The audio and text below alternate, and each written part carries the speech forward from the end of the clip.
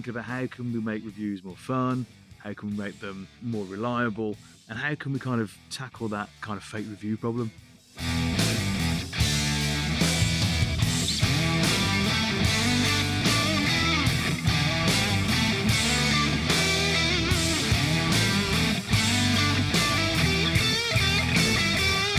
Sip of the lovely coffee, and we are back. Yeah, that's it, man. Bora coffee. I feel like we do this every time, but we said we'd be back in September. It's October. I feel like I'm not taking this one all on our own though. The things have happened out of our control. That means that we've had to delay a little bit. Yeah, I mean, like, yeah. Also, the amount of work that goes into this, man. I mean, I'm not like, we love it. It's not a chore. We absolutely adore making this for years. Yeah. And we're so glad you listen. But it is a lot of work. Life's been hectic, man. Yeah, we've any breaks, man. We got full-time jobs, wives, kids. You all know this. We want to eat. We want to eat out a lot. We want to go to parties. There's a lot to do. The diary's filling up. We got stuff to do, man. So, how you been? Oh, amateurish of me.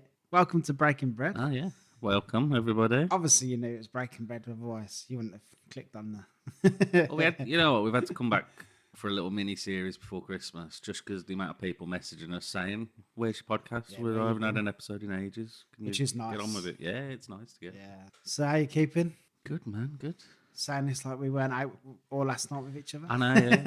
That's a good night, man. Burning Barn Rum. Burning Barn Rum. Fox and Chance. That was great. Yeah, love Burning Barn Rum. Yeah, their rums are incredible. We've been from day one. They started about the same time we started the podcast, which is nice. So we've kind of grew together. Yeah, it does feel a bit like that. Yeah. There'll be more of Burning Barn Rum in the future. Yeah, 100%. Where have you been eating, man? Oh, we've done some cool shit, haven't we, over the last, since August. So we'll keep it light, but Wingfest was the one for me. That was one of the highlights of the summer. Mate, last year, I seen Wingfest and I thought, I ain't that overly keen on wings. I know, we've had this discussion so many times. Everyone knows this. Anyone that's listened to the podcast from the beginning till now Yeah. will see the progression Liam's gone through. However, it looked like great fun and I did get massive FOMO and I missed out massively because last year looked awesome. Loads of our friends went with you and it just looked wicked. So I was like, I don't care. I'm not fussed about wings. Next year I'm going. And then as it went to Herbertshire, tried Gert's wings. Biggest frigging wings I've ever seen in my life. Yeah, the big I got massively into them. And now I was like, right, I can't wait for Wingfest. Mate, didn't disappoint. So much fun. It was as much fun as it was last year. And it was a lot of fun last year. Like, I think I tried more wings this year. The booze offerings were better. Like, it was an improved festival. And obviously they've got it at the Bond, which, since they've done that up, I mean, what a job they've done there. That's stunning, that place. It was a great venue for it as well. It's like anything that happens now, like that sort of that ilk is going to be there now. Yeah. And good, because it's great venue. That's the place, to be honest. Yeah, it's really good. And I signed up to do the Lava Wing Challenge, which Mate, brought you no end of joy. Oh my God. Even now, when I have days where I'm in my van, I think I'm going to have a little chuckle to myself. I'm going to go watch Carl do the Lava Wings. If you have not seen that video, go to our Insta, go to Reels and find the Hot Wing Challenge videos. You will see Carl absolutely sweaty. I mean, fair play to you, mate. I was in the front row filming and I could smell. It was burning my nostrils. It was that bad. When they put them in front of you, I was like, oh, God. Like, I'm sure my nose hairs are burning. Like, it smelled horrendous. I mean, the heat would be one thing, but it just smelled like it would taste disgusting, rancid. I love hot sauce and I love wings, but yeah, I wouldn't describe the flavour as nice at all. It was like someone had like covered them in ridiculously hot battery acid or something like that. Like, I love hot. I mean, I love really hot. I was well up for it. I was like, yeah, I'm going to fucking smash this. Did it surprise you? Yeah. I felt like it had because you were so like, yeah, how hot can it be? I was like, yeah, because I've had the hottest hot sauces in the world. We went to that chili festival and I tried the hottest one and that was ridiculous. Like, I don't think I could have eaten much without that was a pipette full there, not a whole that was like a little thing. And this was just wings covered in a ridiculous, because they make them hotter every year as well to up the game. They have medics on site. Every year someone has to go to hospital. It was when the organizer of the whole festival came up to me and he said, have you seen the video in London? And I was like, I've seen the video of someone getting carried out by paramedics. I've seen that video. He was like, have you told Carl? I was like, I don't know. I don't think I should show him. Well, I'm just going to leave him. I tried pulling some strings. I was like, come on, dude. Because we know that. I was like, I want to get on stage. I want to do this. He's like, I like you, Carl. So I'm going to tell you that this isn't a good idea. This ruins most people's nights. And I was like, oh, shit. I was like, fuck it, I'll do it. And I was just thinking, yeah, go for it. How hot can it be? And it was like obscene. Fair play. What'd you get? 3 wings. 3 wings in, yeah, out of 6. So I did more Oh, than mate. most people did. That's So yeah. the first wing, most people left in there. They were like, fuck this. It was weird because you have to sit and wait for a minute or two after you vet it. Yeah. But you ate yours and you looked like you were struggling. I was like, oh man, he looks done. He looks done. I look like And that anyway. Everyone looked fine, but then a minute later, you looked fine, and everyone else looked like they were about to like kill over. And loads of them just started getting up and were like, "Nah, forget this. What are you doing?"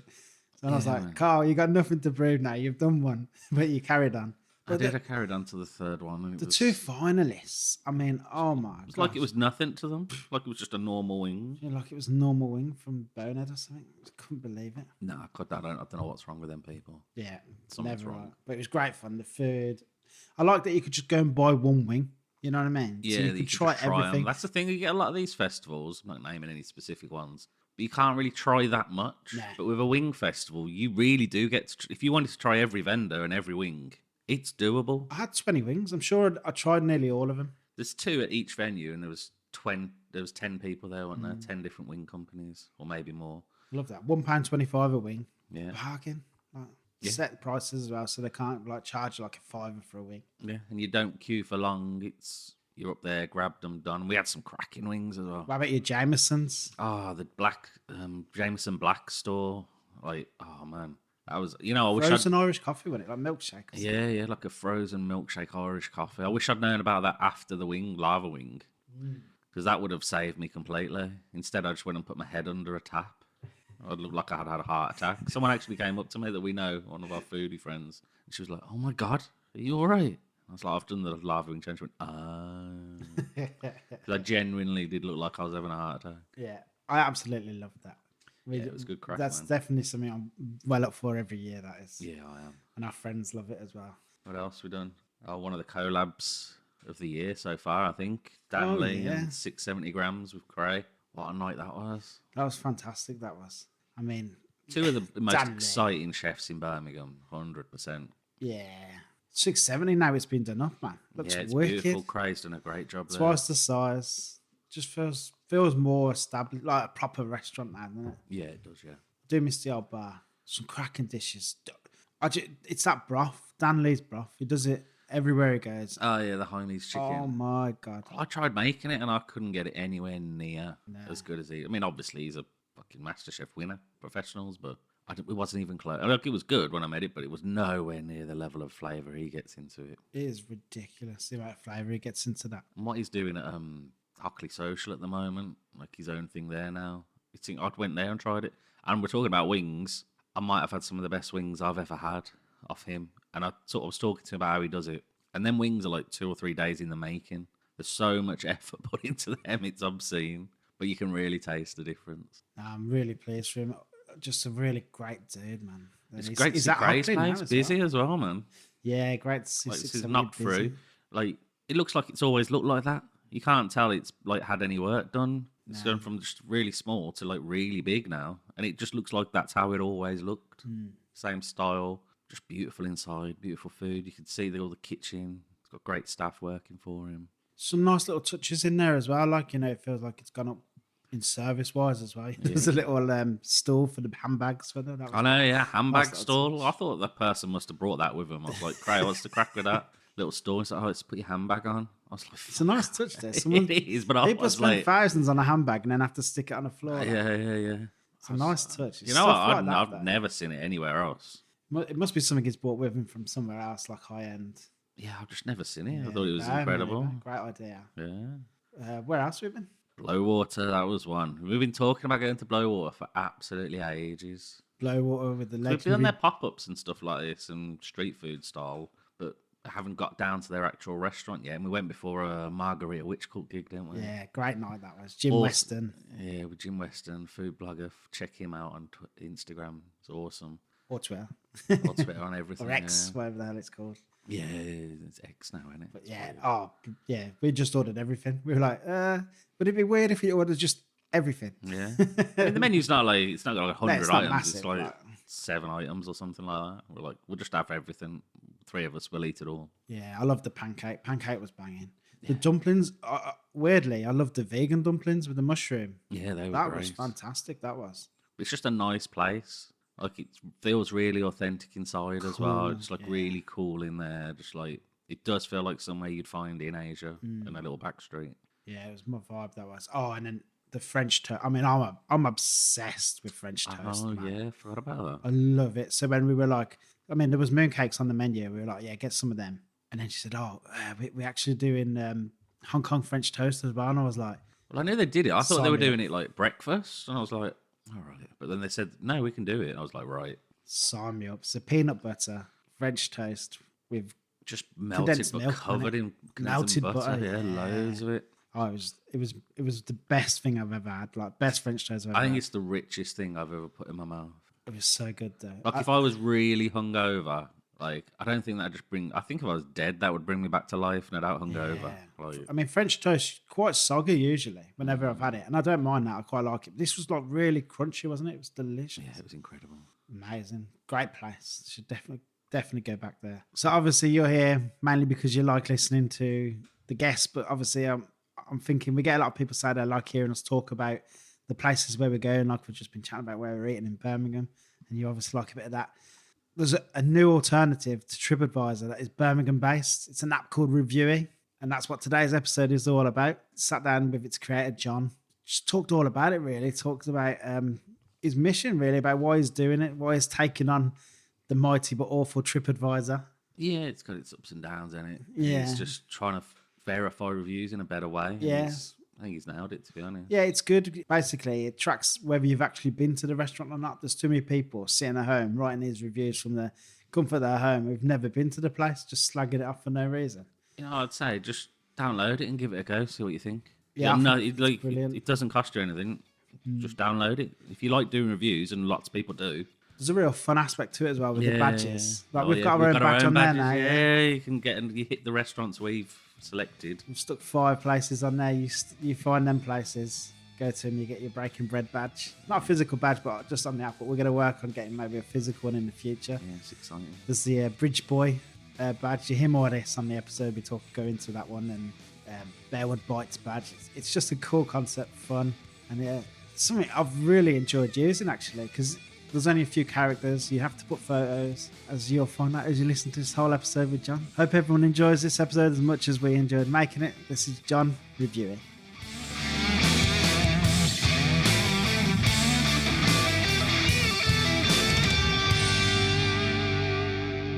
John, welcome to the show. Oh, thank you. Thanks for having me. How you been keeping? I'm really good, thanks. Really good. I think we'll start. Maybe just tell us a little bit about yourself. Yeah, sure. Why you chose to make Revuie. Yeah, sure. So yeah, I mean, I've been doing various things over the years, and but most recently in e-commerce and TV shopping and those sort, which is a really kind of visual medium. You know, everything's photo or video, and you know, over time realised that reviews weren't like that. You know, you look at some of the review sites, and they are very few photos, and quite often really wordy. You know, long essays about stuff. And you know, as I looked into it more and more, you kind of find out the problems as well, where you know, venues are getting frustrated because you know there are fake reviews, and you know, and it can just drive down their average rating and their stars. So all these things were kind of going around together. So like thinking about how can we make reviews more fun, how can we make them you know, more reliable, and how can we kind of tackle that kind of fake review problem. Basically, out of that came the idea to do the app, really. Why would you want to do that? Like, what was your kind of, why did you care about the businesses? Like, there must have been something that made you think, oh, I don't like how, say, you see TripAdvisor's sometimes a bin fire where there's loads of fake reviews, and you can see where a family or a group of people have like wrongly targeted a restaurant and just wrote a whole ton of reviews and got all their mates and all their family to write a ton of fake reviews. There must have been something that made you care about the restaurants to do that. Yeah, I mean, it kind of, I say kind of twofold. It's kind of my own frustration, you know, looking at review sites and seeing that they weren't that visual, seeing that they were, you know, too wordy. And it's quite funny sometimes to read them, like you say, like you look through and you think, oh, yeah. And almost sometimes that you read them and it makes you think, well, oh, okay, if they've saying all these things, it's actually probably not that. It's the opposite of that, and that's kind of the place I might want to go to.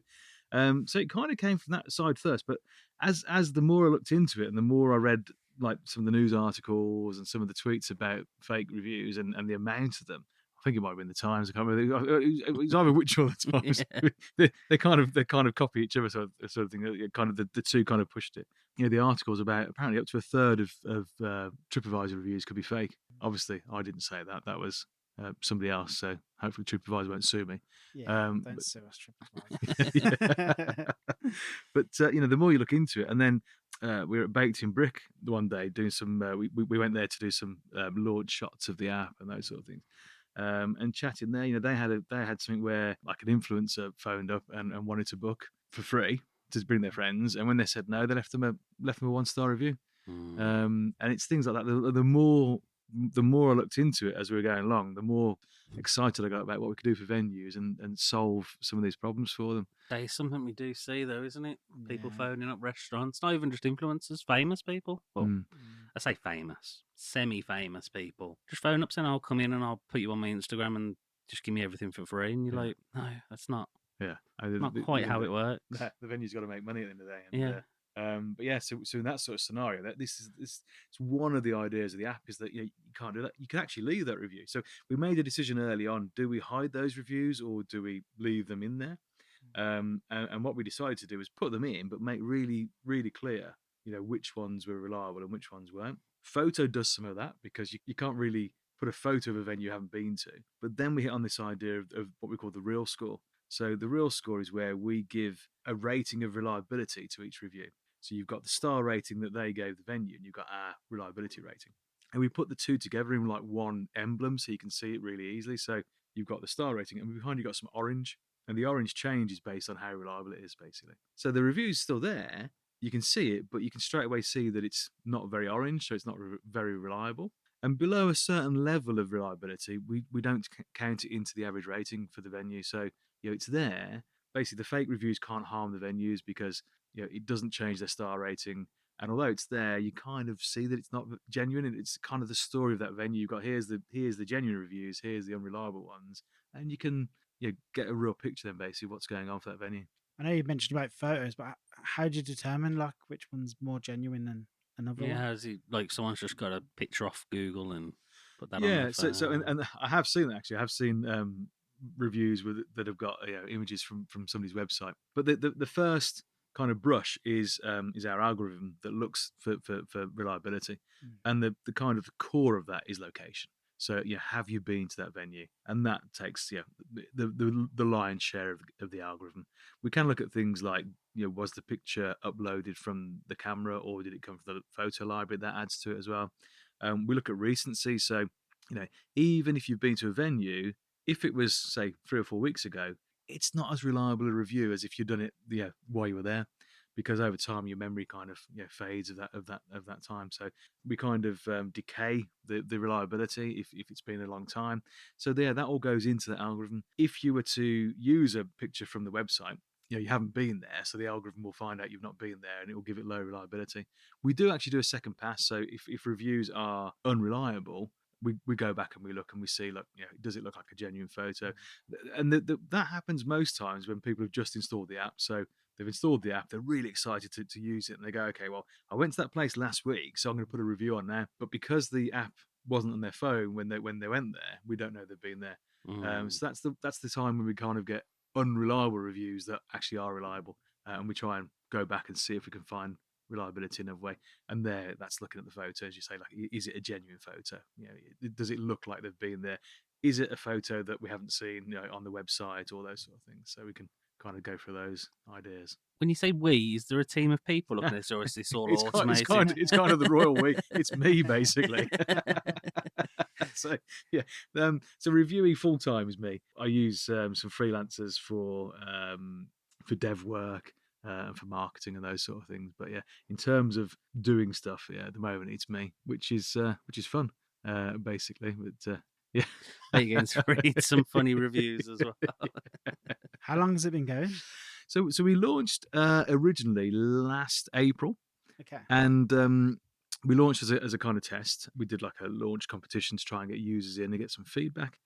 And one of the decisions that I made really early on, and it turns out that it was the wrong decision, but yeah, you only find these out by trying. But I didn't want any social media sort of functionality in the app. I wanted it to be purely on reviews, and I wanted the reliability rating to be the thing that said how valuable that review was. And the feedback that we got over those sort of first 6 months of the app being out there was that people really wanted a lot of these sort of social media features. They wanted to be able to like other people's reviews. They wanted to follow people and then get a notification when that person they follow leaves a review. So we kind of quietened down for a little while, got the dev team back on it, and put all that stuff in.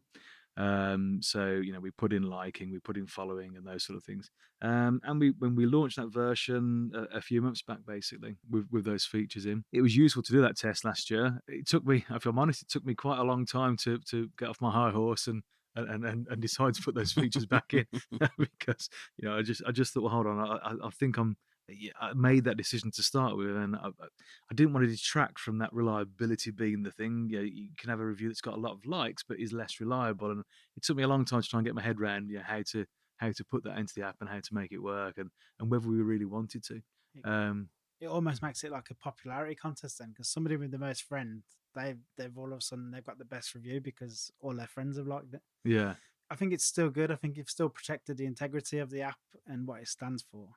Yeah, and what you said there was exactly the problem I was having. I was thinking, well, hold on, if it's about liking and following, it takes away from that reliability. But in the end, I mean, I'd like to say that we implemented it in a different way, but I mean, it's the same as all the other apps. There's a like button, there's a follow button, but as it happens, with the way graphically we've done it, it's still there. Yeah, the fundamentally important piece is what we call the real score. It's the rating and the reliability.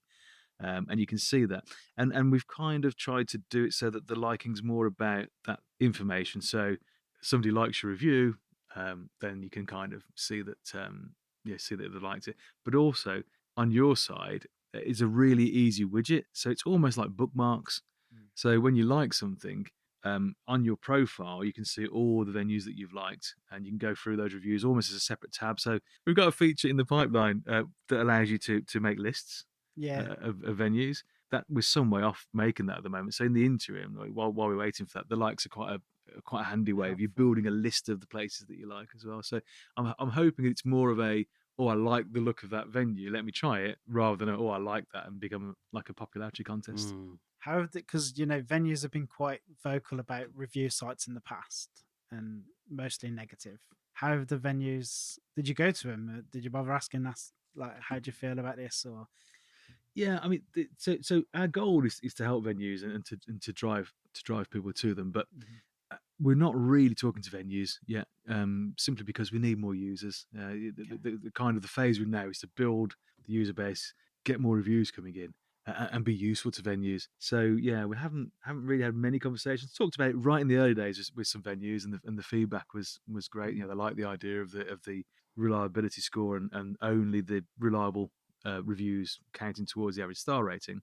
But other than that, we've kind of kept under the radar really with venues so far. It's always negative, but there's positive aspects to it as well. When somebody puts up a ridiculous review as well, there's nearly like every chef decides that they want to create a review app, don't they? They're all like, we should do this app where, a bit like Uber, how both people get to rate. So you get to rate your driver, but the driver gets to rate you as well. Yeah. And this is kind of like a good in between for that kind of concept. No, absolutely. And again, that's why we've kind of left those unreliable reviews in there, because it's part of the story. You see them there and you think, well, okay, it kind of explains it. We're making it so venues can respond as well. So we don't the last kind of social media function that I haven't put in, and I don't think we will put in, is commenting on a review. But we will make it so venues can comment on reviews. So there is that kind of that piece of feedback, basically. It's always helpful when you're reading a review, because I do go not so much off more Google reviews a lot of the time now. But it's nice to see, like, if someone does have a bad review and the restaurant do reply, or hotel or whatever venue reply and say, sorry, on this day, blah, blah, blah. Yeah. It's better that they have replied, if you know what I mean. Yeah. Sometimes. Something, it depends how they replied and what the reply was. But if someone just said, and this came and it was cold or whatever, and they said, well, we did tell you, and blah, blah, blah. it's good that you've seen them reply. If you're flicking through, it's a positive sign that the restaurant have turned around and Yeah, absolutely. interacted with the customer Absolutely. rather than just ignored it. And it's kind of like a follow-on to that. And another thing with the app is it's like I see it as a micro review rather than a review. So it's a snapshot of that time that you went to the venue. And one of the things that we've put in is that you can.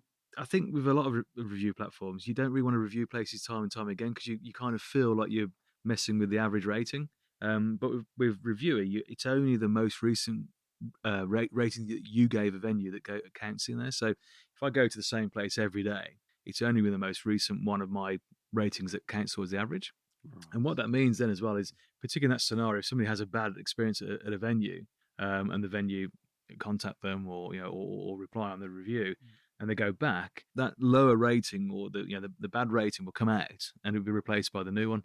Obviously, the opposite's the same as well. If you go somewhere and it's not quite as good, the second time, then it will come down. But the idea is that it's you can review every time. It's more like a snapshot. It's so quick and easy. You literally just one or more photos in, do the stars, do some text if you want. You don't have to do text, but if you do, it's limited to 140 characters, so there's no essays. But you can do it time and time again. It's one of the things that people said to me earlier on. Oh, we don't want to keep on reviewing the same place, but that's what it's for. It's actually for that kind of.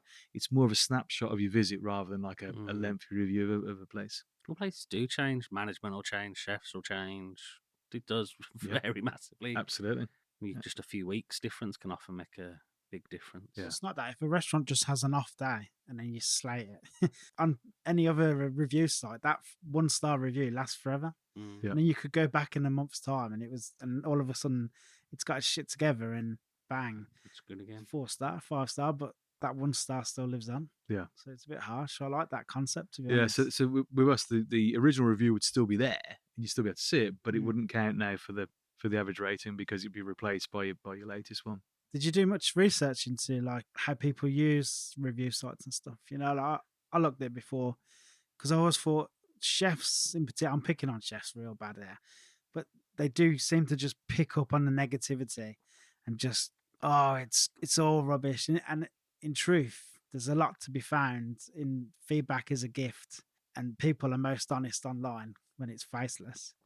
So if 20 people are saying the experience was good, the restaurant was a little cold, well, your restaurant's probably a little cold.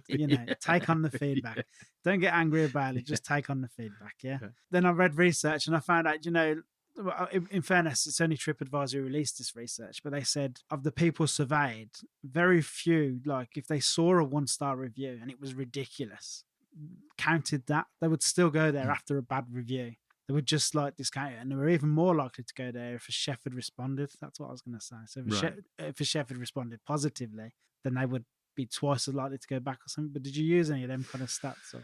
No, not really. I mean, I've been quite gung ho with this, and again, that's probably what led me into that mistake with the social media functions, because I had a really clear image in my mind of how I wanted the app to look and feel, and I just kind of went with that. I've always been one for just doing stuff rather than researching it, which is probably, as I say, probably what led to that mistake. But yeah, no, it was really more a case of having used other apps, having used other platforms, just thinking how, from a user-friendly point of view, from a user journey point of view, how would I want that flow to be? How would I want it to work?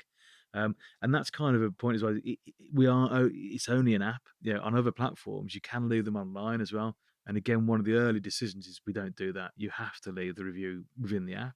That obviously cuts out some people from doing it, but it means that we know for sure if they've been there, because the only way really reliably to know if they've been there is to do it through the app, where you've got the geolocation, you've got the ability to ping off our Bluetooth beacons and those sort of things. So yeah, you can't really do it online. You can only do it in the app, basically. Somebody has to have their location switched on their phone, would they? Yeah. So there's choices there. So there's a trade-off between privacy and convenience. And there's quite an in-depth article on our website about how to make that choice based on what people want. So your options range from, just give the location permission at that point when you use it, so you can have it switched off generally. You want to make a review, you're at the venue, you go, okay, turn my location on now, leave the review.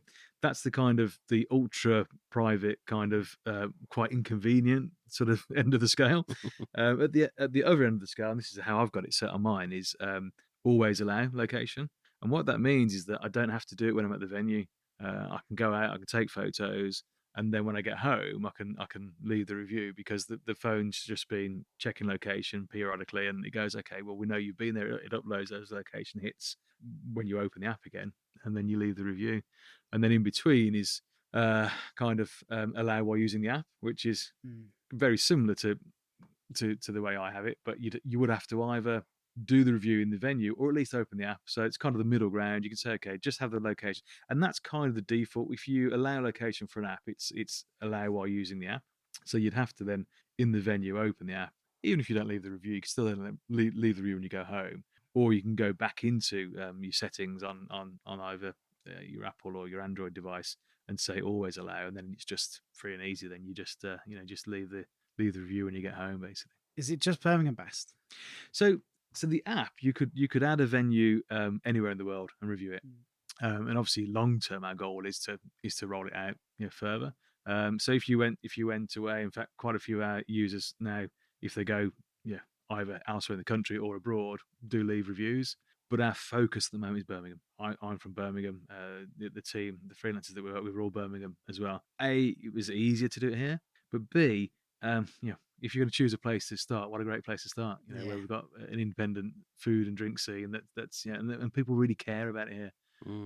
So it just seemed to make sense. Let's get it right in Birmingham. Let's make it so it works for Birmingham, and then let's roll it out elsewhere.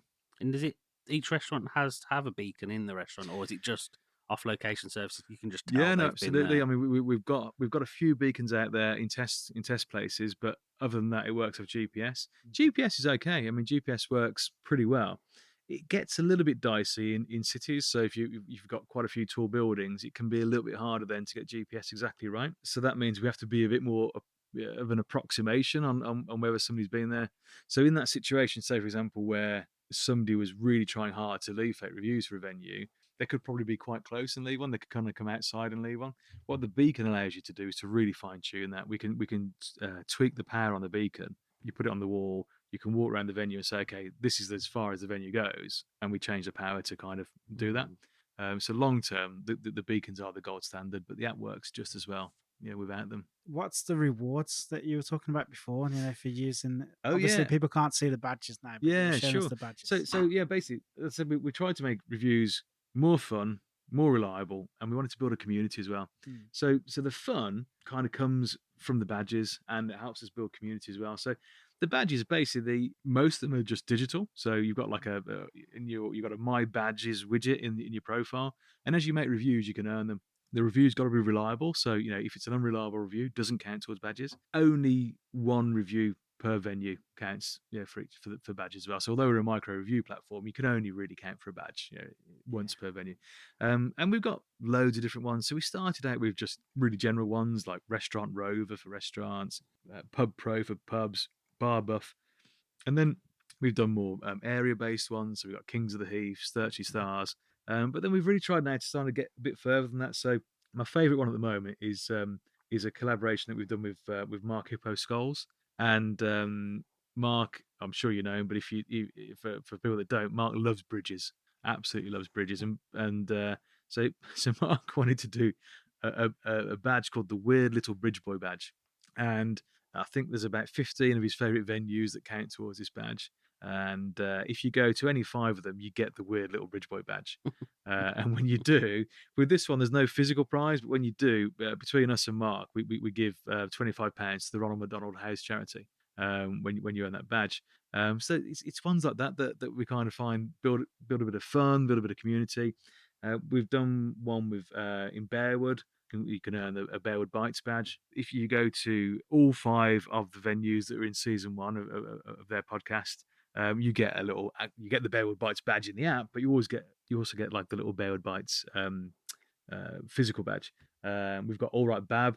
So All Right Bab is one of the first sort of physical badges that we did. The badges have levels as well, so you get All Right Bab level 1. I think for doing any one review in Birmingham, I think you get it like straight away. The first review that you do. Then the level 2, I think, is about 3. When you do 5 reviews in Birmingham, you get level 3. and then we contact you and we send you out the little badge. And this is a badge. The only person that likes badges, I think, probably more than me in Birmingham, is Tom from I Choose. So Tom helped me design the All Right Bad badge, and there's a little nod. If you look at it, I won't say what it is, but there's a small nod to a Birmingham landmark in there, which is it's all Tom. I can't claim the any credit for that. That's 100% Tom. So the badges are fun, but they're also about discoverability as well, and it's another feature that we're trying to build to help venues. So let's take, for example, the Bearwood Bites badge. You've got to go to these 5 venues. So when you go into the badge, it will say, "Hey, look, you've reviewed Tamu. That's goes towards your Bearwood Bites badge. How about going to these places as well? How about going to Cody's or Ala Mexicana?" So the idea with the badges there as well is to help drive business into venues. I'm looking at the moment to tweak the kind of the back end of the badge system to build in a concept of time of day and day of week.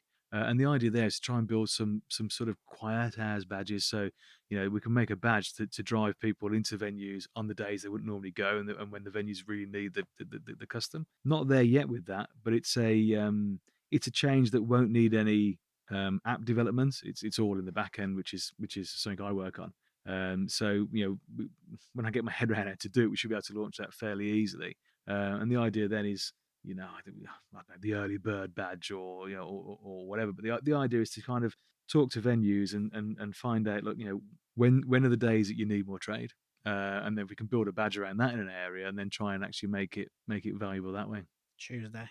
Tuesday. Tuesday. Tuesday. Everyone needs it on a Tuesday, mate. Tuesday, please.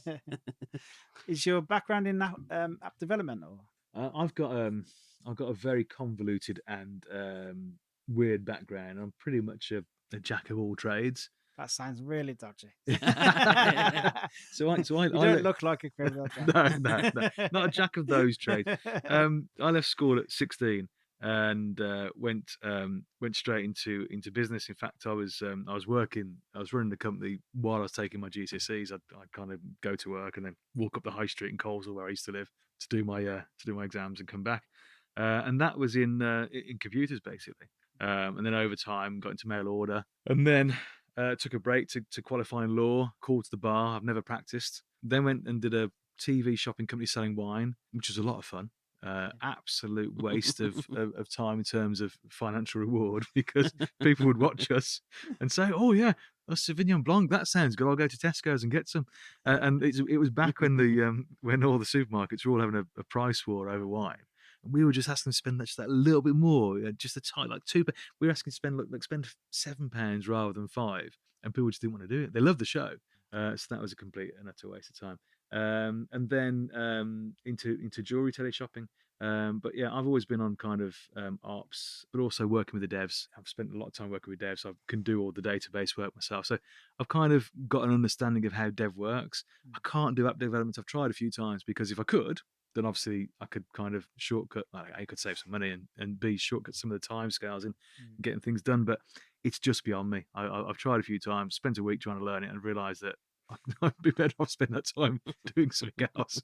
But I do most of the database work, and that's kind of where things like the badge system and things live. So yeah, that I can kind of tinker with at times. Has Revuie been tougher than you imagined when you started? Oh, 100%. I think it always is, isn't Yeah. it? When you start a business, you dream that you're going to sell it up, it's going to take off, it's going to be wicked straight away. And Absolutely. I naively thought that all I had to do was build the app, tell people about it, and they'd use it. What I didn't realise is that it's asking people to change their habit. So that the habit is either, or is most likely, you go to a restaurant, you take some photos of your food, you put it on Instagram, and I'm trying to ask people to, rather than do that, or in addition to doing that, put it into the app as well. I've tried to make it easier, so you can just share your review out to Instagram.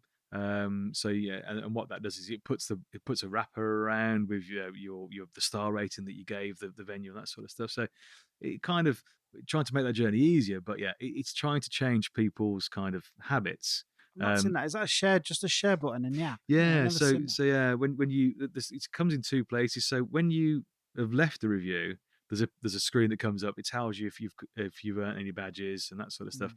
And underneath there should be a Facebook and an Instagram button, so you can just share it straight out. And then say it takes it, it puts a wrapper around, I think, with your username, the venue name, and the star rating. It just goes to show how hard it is to kind of change that perception. Mm. It's another reason why I was eventually talked into putting the the likes and the following in, because that's got notifications as well. So if you leave a review, then when somebody likes it, you get a notification.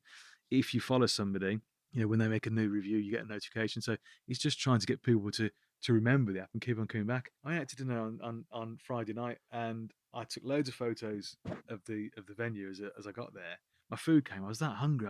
I was literally tucking in, and I thought, I need to take a photo. And it is just that change in, Yeah. just change your habits, Well, basically. that happens to us. We're used to just taking photos of our food, and I still get halfway through a dish. Oh shit, I didn't take a photo. I do like the reviews we get in the app sometimes, where there's literally a picture of an empty plate and they say, "This is amazing, so good, I forgot to take a photo." There was an Instagram. Someone made an Instagram once, and it was just literally the empty plate. Brilliant. Every photo was an empty plate, just like obviously it had food on it, and just and they were like, "This was incredible." I would imagine this would be very difficult to do. But is there any legs in trying to get the review set up for street food venues? Because street food's massive now, and obviously the location changes for all the time. Yeah, so actually, it's one of the things that we can do, and really nobody else can do, and it's because of the beacon. It's a piece of tech work that we've got again in our roadmap on this one. We haven't quite. There's a couple of things we just need to work out about how to do it, and one of the problems with our roadmap is that I've kind of got venue things and I've got user things, and recently I've been prioritizing the user things to get the likes and all that sort of stuff in there. But yeah, now street food is exactly one of the things we can do with the app, because if you've got the beacon, so say for example, there's a pizza truck that comes to our village Wednesdays, and he goes to different places. Yeah, he goes the same place every week, but different places every day. He could have a beacon in the truck, and if you're going past, you'd be able to see the reviews. So yeah, no, it's totally something we can do. Imagine if you're at a festival and all the vendors had got a beacon in there. You could literally stand in the field and in the festival and go, okay, these are the people that are nearby, and these are the ratings. So yeah, no, that's totally something that we can do. Not there yet, but 'Cause I do think they're the ones they sort of miss out on the positive side of reviews. absolutely, Because absolutely. we sit here and go, there's a lot of people giving fake reviews. Yeah. But you said it was 1 out of 3 or something like that. That means there's 2 reviews out of 3 that are genuine and are good. And Yeah. very likely, if your restaurant's good, you've got 4 or 5 stars or whatever the rating is, you're going to be the higher end. Yeah, no, definitely. That's definitely something, and I think it's something we need to do fairly soon, because as you say, that's kind of a. It's huge now, it's isn't a it? huge. It's one of the huge main area. things Yeah. that just happens now. And pop-ups, you'll have a venue, say the Duke, for example. They have pop-up kitchens there. Yeah. Yeah. So I suppose if the person that does the pop-ups, they could have a beacon that they take with them, I suppose. Yeah, absolutely. Just like they take their Stripe or whatever it is for payments, they just take the beacon as well. It's there, and then people walking by can see see the venue and see the reviews. That's a good way of doing it. Yeah, something I never even thought about. There's probably some street food chefs being like, "Mate, will you piss off? We've had it easy. We don't need the reviews." But as I mean, if you're good, a lot of the time, most reviews will be good. Like some of the people we know, chefs that kick off online about reviews. I mean, you'll have to scroll for a while to find that 1-star bad review. You'll be going past. You'll have to go past 20 5-star amazing reviews, and then you get to that one that's not good. Interesting. It's one of the low star rating reviews we had on the App Store for the app, was that the reviews were too positive. People were saying, and funny enough, one of them was one of my reviews, because I'd been to a coffee shop and I went, good coffee, and I gave it 5 stars, and this person on reviewing the app said, look, if it's good coffee, why is it 5 stars? So one of the things we've done to solve that is we've put a little word above the stars. So really simple thing, but as you choose your star rating, we change that word. So if you chose 3, the word's average. If you choose 4, it's good. If it's 5, it's awesome. So it's kind of helping you understand that, okay, if I'm choosing 5, it should be awesome. Yeah, it should be out of this world sort of thing. Whereas 4 is good. And I think that's another thing about reviews, is that we've kind of got into this world where we think that only 5 stars counts. Actually, 4 is really good as well. Yeah. And it's just trying to get that, just get that kind of get the acceptance of that, but also encouraging people to choose the right one. I'm terrible for it because I just like people and I like to give them 5 stars. But another thing we think about putting in as well is, again, you don't have to put words. You could put no words at all. But obviously, it's quite helpful to see something in there. So we're looking at that kind of a system where the combination of the rating that you chose and the type of venue just gives you a little prompt. So I don't know, say it was a pub, and you gave it 5 stars, then the little question that comes up might be, oh, what beer did you really enjoy there? Or so the idea is just to give people something key, because quite often you sit there and you look at the words, you think, oh, I don't know what to write. But it would kind of just give those little prompts and try and eke out information that's useful, because it's interesting. You can, in 140 characters, you can say a lot. Some of our users, when you look, I mean, one of the users I really like to look at is Foodies of Brum. Those guys, they just put, in 140 characters, you know about this place. Jordan's the same as another one of our users. You look at that and you go, okay, I understand this place. You've got the pictures, which really gives you the context, and you've got the words. But yeah, I remember somebody saying to me, "Oh no, I can't write it on 140 characters," but you can, and it kind of cuts out the waffle, and you just get to the point. I think it's a good way of doing things. You see a long review and you're like, no, I ain't reading that one. Who reads it? Ain't That's got time another for that. point. Yeah. Yeah. I bet, Like- you know, if it says read more and you have to click, Yeah, I would Yeah, I imagine don't. the people who click is because again, this is very another few. argument that I've had with people. Not an argument, but people say, no, you need to make it so you can actually put more in, but don't show it on the page, and they say have a read more. But I think it's one of the things I just won't change. I think it's got to be short, because of course you don't have to. So the name Revuie, it comes from review and selfie, because the original idea kicking it around the table was that people would be leaving kind of selfie video reviews of places. Actually, not many people do that. Occasionally, people do. People actually generally do photos, but you could do that. There's nothing stopping you making a video review of the place, so you don't have to just use the text. I think you should make it the rule that everyone has to do the Mark selfie at the beginning. Where he just points at the sign. I did try one myself once, but it didn't look anywhere near as cool as Mark's. No one makes it as cool as Mark. That makes me think. Did he help you name it, or did you tell him that's what you named it after, and he decided to start doing that? No. I think that's all. Maybe worked That's out. all He's him. very smart. That's all him. Yeah. Is it possible that if somebody has notifications on all the time and location all the time, that you might say, like, because sometimes people just forget to write a review when they're in the venue. I do all the time. I forget. So if you sit down and have dinner, and then maybe you get a prompt from yourself saying, "Oh, how was dinner tonight at 670 or wherever?" Yeah, so it's an interesting one. I can think of a way of doing that when venues have got beacons, because it's an event that we it's a trigger, if you like. I know other apps do it, but it's something I'm a bit cautious about doing more generally, because we'd have to be doing quite a lot of back and forth to the server. And one of the things I'm trying to do with the app, whenever we think of functionality, is try and keep that kind of battery load low. I looked at my phone today, and today the app had used 3% of battery. I think Mail was 10%, Safari was 33%. So it's something that we've managed to achieve, where even if you've got location on all the time, it's not really draining your battery. So any kind of feature, I try and think about, will it put much load on? And at the moment, I haven't quite worked out a way of just using GPS location to get the app to know which venue you're in. But certainly when we get more adoption of the beacons, yeah, definitely we're looking to do that. Put a notification out to say, okay, we can see you're at Arch 13. Why don't you leave a review? Definitely. Yeah, I think that'd be great. As I said, so many times where I've got home, I didn't open my app and I definitely didn't leave a review. Yeah. But sometimes I do leave a review, and then, as you said about at the beginning, the review process where somebody does say, "Oh, actually, it looks like a genuine review. We will allow it." Yeah, that's even me. Yeah. So that's happened a few times. Which So is good. the easiest thing to do there is to have the always allow one. And as I say, even if you do, it doesn't drain your battery. People might think, I don't want the app to know my location. But when you go into the settings, you can delete it at any time. So, if you wanted to have it on, say you're going out for the night, you could turn always allow on. Then when you get home, you can leave all your reviews, and then there's just like one button press that just deletes all the location data out of our servers. So it leaves the one, obviously, it leaves your reviews as they are and reliable, but it takes out any kind of like just the raw location data out of the server.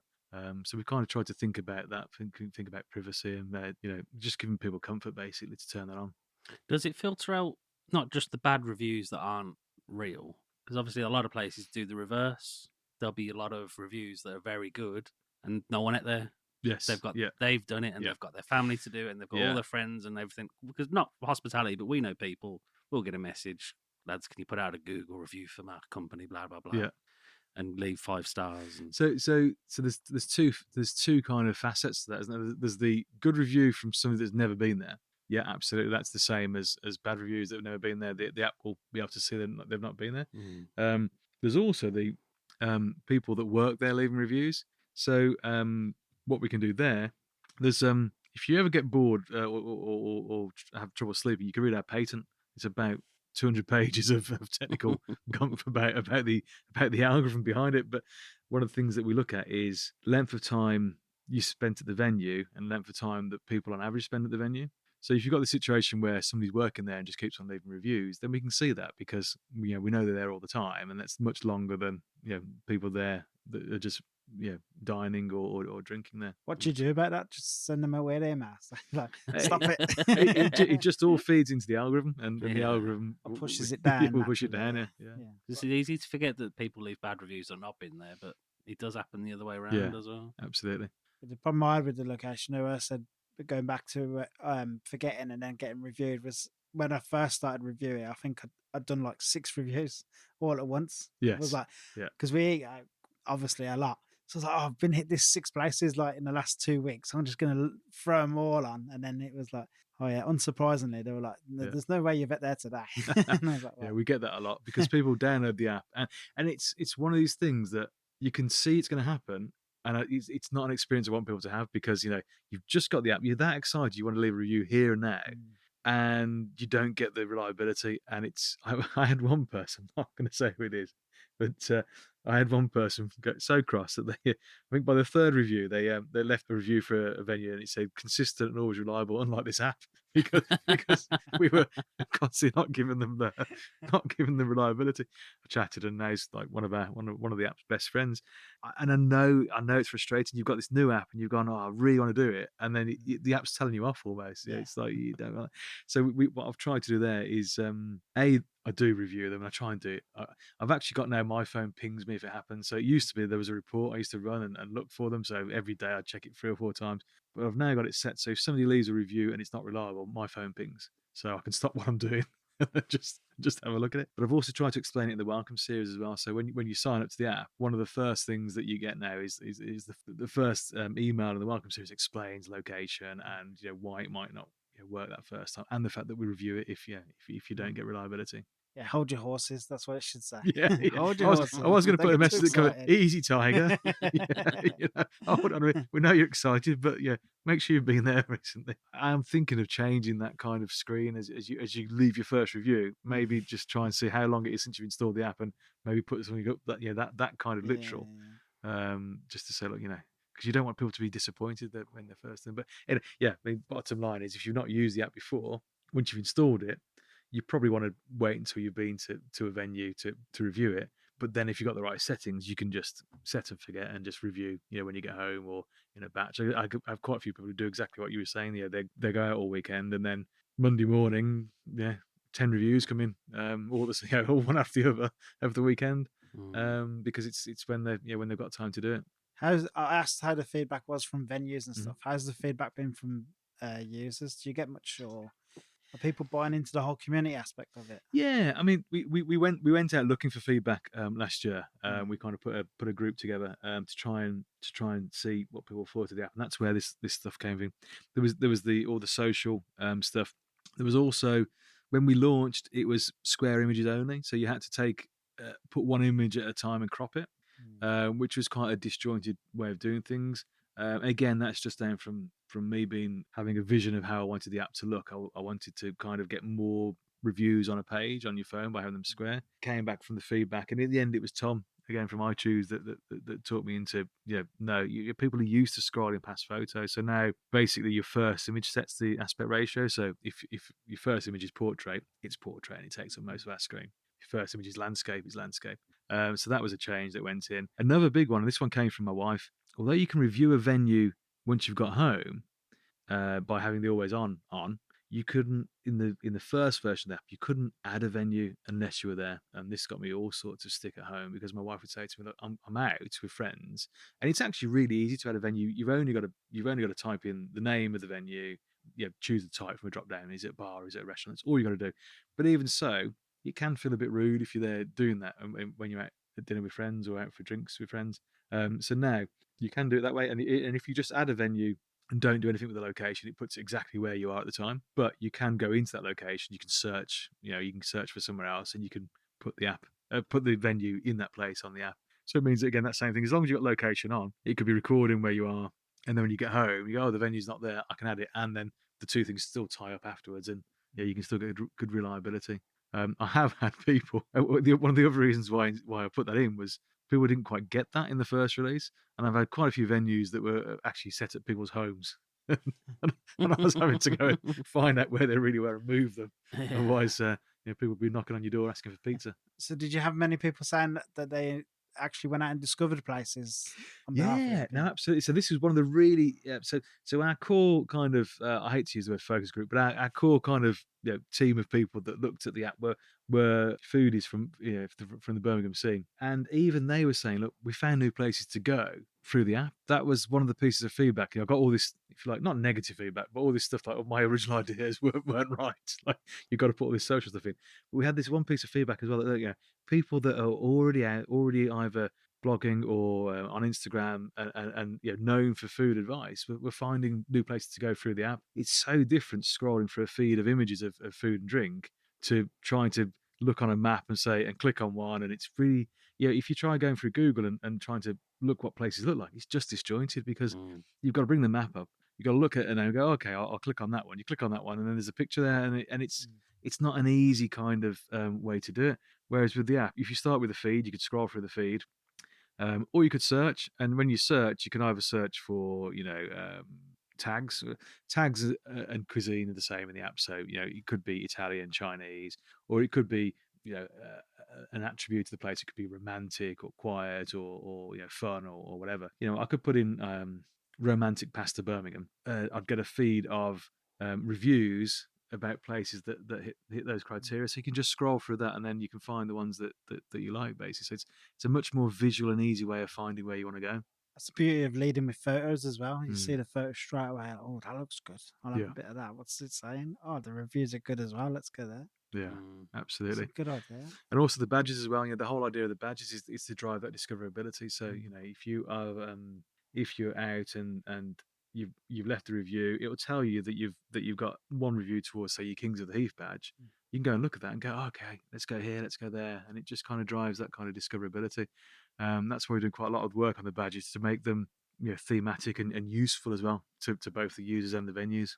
Is there any way you've discovered through the apps that you didn't know about before you started doing it all? Oh yeah, well, absolutely. I went on, and it's also because I like to try and make the app, have as many reviews as possible. So I went on a little crawl with my mates. I don't get out often, basically. So got a young family, not much childcare. So it's either the occasional trip out with my mates or me and my wife going out. And obviously those two are both very different sort of things, different experiences. We go to different places, and that's one of the things I love about Birmingham is that you got that kind of variety. I can look at a place on the app and I can see, well, is this where I go with my wife or is it where I go with my mates? But we did a little crawl. We did the Wolf, we did Indian Brewery, we did Barrel Store, and Arch 13. And Good places. all good, and all 5-star. and it was basically that was like a little crawl. I just went on the app and I just went, okay, I want to hit as many venues as I can in a small area, and I was finding places there. I think the Barrel Store just opened at that point, so again, found that on the app. I hadn't heard of it. Okay, let's go there. Funnily enough, I think that now would have got me the weird little bridge boy badge. We didn't have that badge back then when I did that crawl, so I'll have to go and do it again to get the badge. Was there anything else you wanted to bring up before we moved on to food? Just general food in Birmingham. We made a decision early on not to use a database of venues. So we don't use the Google database. We don't use the OpenStreetMap database. Coming back at the back of COVID, I wanted the data to be fresh. I wanted to have venues in the app that people go to and are still there. But obviously what that does mean is that day one there was nothing in the app. So me and had an apprentice at the time on digital marketing. We just literally spent 3 days walking around Birmingham and just adding venues. People can add their own, and people do that. Venues can add themselves, and it's free for a venue to add themselves. And if it's already been added, the venue can claim that one. So as well, so say for example, your venue's on there already. You hit the claim button, that comes through. We validate the claim. The venue then has control of that venue, so they can add a photo. They can change the details, like the address and all that sort of stuff. They can add tags, and the photo is quite important because we've got about 7 or so venue types, and we've got an icon for each. So we've got an icon for bar, we've got an icon for pub. So as you go through the app in places like the little drawer that comes at the bottom of the map, if the venue hasn't added an image, we just show our icon. We show the icon for a restaurant or for bar. But if they add an image, then in any kind of venue search results or in the drawer at the bottom, that image comes up. So venues, if they claim it, there's no cost to do that part. They can put that image up. They can kind of show some more of the venue, stand out more from other venues, basically. So it's quite it's worth them doing. Worth them doing. Is that through the app that they claim them, or on the website? Or? Absolutely. So on the app, on the venue details page, they hit claim this venue, and then it just comes through to a list. And basically, I just have to verify if they own that venue generally by giving them a call or emailing the venue. Yeah, because we do get quite a few hospitality peeps listening to this. So download the app and claim your business, because definitely worth people are using this app now, and if they're looking at it and you haven't got a picture up, you're doing yourself a disservice. You might as well make it look professional, make people want to go there. So I was going to say, so what is the dream? Where does this take you now? Is it nationwide, global? Oh yeah, I mean the dream is to not see TripAdvisor little stickers in any window, anywhere in the world anymore, and see a review sticker. That's the I can hear people cheering. That's the dream. That's what it is. Yeah, just obliterate them and create something better. Replace them, basically. Yeah, replace them with something that is more, it's more visual, it's more fun, and it's got reliability baked in. I think it's a great concept, mate. I think genuinely, I enjoy using it. I wish I'd used it more. I do forget, as I said, the prompts would help. Yeah, we'll try and prompt you. But, so you say you're from Birmingham? Yes, yeah. What do you think of the food scene in general in Birmingham? Obviously, it's good enough that it made you want to design this app. Yeah, I mean, as I say, I don't unfortunately, I don't get out much. But when I do, it's great that you've got such a variety. I said the last couple of times I've been to Birmingham, came with my mates the one time, and we did a good crawl around the Jewellery Quarter, and we had a fat naan at Indian brewery, which was just amazing. I've spent a lot of my life in India. I used to be. I had 6 months where I was week on, week off in India. I'd come home for a week, go back for a week. Wow! And I've eaten a lot of food there. And I was with one of my friends. I was with a similar sort of story. He used to spend a lot of time out in India as well, and we just loved it. I mean, the fat naan was just. We'd had quite a few pints as well by then, so it was perfect. It was filling, and it just set us up for a bit more. I think we had some cheese and wine next to Arch 13 afterwards. So that was like living the dream. Have you been to Bunderbuss or Dishoom? No, not yet. Both of them very good, real good. Dishoom's got that kind of Irani cafe kind of vibe. It's like more of a street foody kind of feel, and then Bunderbuss is vegetarian and they have beer as well. They do their own brewery, so that's pretty brilliant. cool. Now I must try that. When I used to be in India all the time, I was almost always vegetarian. Yeah, it'd just they just do it so well. Yeah. It's certainly where I used to be in Jaipur, the menu was the same size. It was like one side meat, one side vegetarian, and it was just as much choice basically. So yeah, no, I love that sort of thing. And then with my wife, it will be a different kind of evening. So we went to a row the one time for a special occasion. Really enjoyed that. Really good food, and it's the fact you've got that variety. You've got that kind of complete.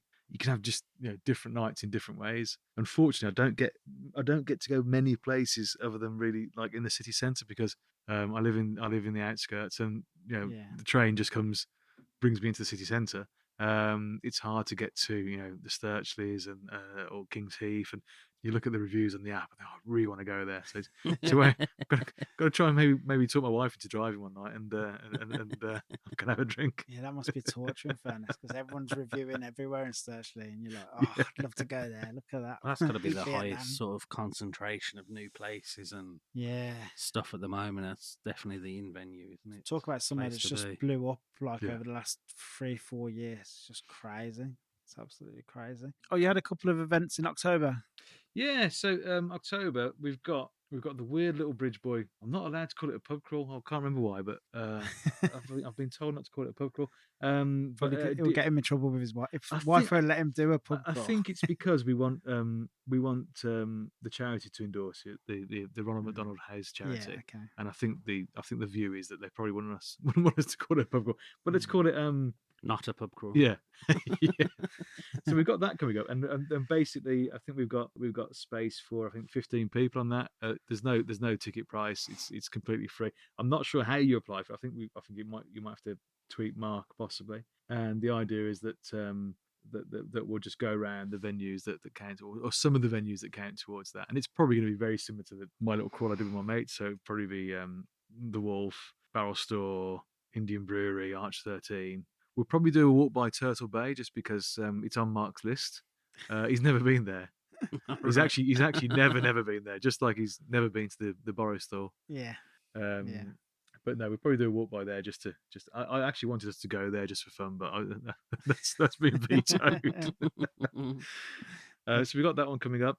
We've got the Weekender, which so WKHNDR, the Weekender, which is Kings Heath. It's something that we've done with Kings Heath Bid, and it will be a 4-day badge. So basically, if you go to any venue that's in the area covered by the bid in those 4 days, the first 100 people get a Weekender 2023 badge. I think the first 10 get a gold. It's not real gold, obviously, but Solid gold. Get a solid gold medal. an imitation gold one. So yeah, we've got those coming up. Previously, we did a badge with the Birmingham Food Festival. That wasn't a physical one. That was just a digital one. There was Festival Go and Festival Champion. If you had Goer for 1 and Champion for 5 reviews. So yeah, it's just trying to find those events basically, or champion things and build some community, build some fun around them. Yeah, love it. It all builds everything around the independence. Well, not just the independence, but the food of Birmingham, which seems to be focused more on independence. Yeah, absolutely. Yeah, love that. You got your questions? Yeah. Just so sorry, man. I spoke right over you. These are some quick questions. People can gauge a little bit about yourself and Okay. just what you think about the world. You don't have to give it too much thought. People seem to give them loads of thought. You don't need They're to. never quick. Don't Right, worry. okay. No, they're not quick. I'm You going to keep change saying quick quick, yeah. questions. They're not. They're just a nice way to finish the podcast. Yeah. What's your favourite TV show? Oh, so many, but and this might make you laugh. Magnum. Nice. Yeah, Magnum, and I think it's because both me and my wife have some kind of crush on Tom Selleck. No, not Tom. I don't mean the original. I mean the remake. Oh, I right. mean the remake. So we're both quite fond of Higgins. So is the new one better than the old one? I can't believe that. It's fun. It's fun. Very cool. What's your favourite movie? Favorite movie? Oh, do you know? I think I've stopped watching movies, and I think it's possibly because you just don't have the time. Yeah. With kids. But my son and I have just gone through all the Star Wars. He's 6, so maybe some of them we shouldn't have watched. But we've just been sort of from start to finish with the Star Wars, and we've just done Jurassic World, or Jurassic Park and Jurassic World again. So I think movies change when you've got kids of that age. It's kind of less Yeah. about what I want to watch and more about what they want. what he Frozen wants. again. Yeah. I just watched. I don't watch many films anymore. I just watched Man Called Otto. Tom Hanks. You seen that? It was only Yeah, out I've last seen that. year. Is it good? Oh my! Bring tissues. It's sad. Oh, in a sad way. It's real sad. It's so sad. I haven't heard of that one. It's really good though. One of the best films I've watched in a long time. Oh, cool. Did you have a favourite band or artist? I see. Again, I'm not much fun with these sort of things. So I just listen to lo-fi and Spotify. And if I listen to anything, so I generally don't have music on. But if I do, I find some lo-fi and I put it on. Just chill out. And again, I think it's another way the world's changed, isn't it? It's like I couldn't tell you who I'm listening to because choose a playlist on Spotify. Whereas I remember when I was young, you used to buy an actual record and you know what it was. Oh, yeah. You invested in it. You had to like it. You just spent your whole you week's just pocket money on it. So you had just to listening to that for the next you had to week. listen to that bad boy back to back and Yeah. learn every word and learn all the inlay and everything. What takeaway do you get? What's your favourite one? We're a little bit limited by us, so we've got an Indian takeaway and a Chinese takeaway. We've got pizza as well. I love pizza, absolutely love pizza. I think it would be pizza. Pizza, that's a good one. Yeah, I think Well, if you we can't go wrong, can you? if we had a Thai takeaway near us, then that would feature pretty highly. But we've got one. But by the time I get it, well, I say we've got one. There is one I can drive to, but by the time I get it home, it's cold, and that's no fun. Yeah, it's no good. Do you have a favourite place you like going in Birmingham? Yeah, I mean, basically, again, it just depends on who you're with. Mm. And if I'm with my wife, it's whatever my wife's favourite place is, because that makes her happy. The one time we planned to go, and we got a babysitter, just about to buy the train tickets, like 20 minutes before we went, and the trains were on strike. Yeah. So man. we had to get a bus. Took us about an hour on the bus. In my mind, I was going to take her to Manhattan and just have some cocktails. And she said to me, "You made me go on the bus. I'd like to go somewhere else. I want a glass of champagne." So we had to go to Madeline's and get some champagne. So Nice. That's a great place. I like it there. It's I don't like the fact that the beer's like small and quite expensive for what it is. I don't think I've had a beer there, to be honest. Yeah, the beer's like it's like a 3/4 pint or something. But other than that, I mean, it's nice. It's nice atmosphere. But yeah, it's nice with my wife. With my mates, it would be basically somewhere where you can try different beers and stuff. So The Wolf's the perfect place. yeah. For that. That's one of my favourite. I absolutely love that place. I think it's fantastic.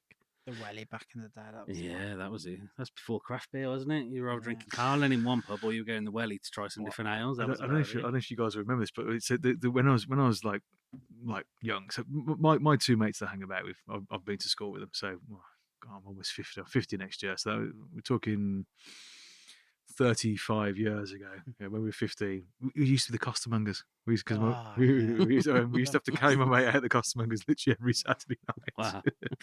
And it's not there. We walked. We were up in Birmingham a few weeks back, and we were just walking around trying to look at memories. And What's there now? I can't even think what's in that space. I don't think anything took over, did it? I don't think anything wanted to take over that space.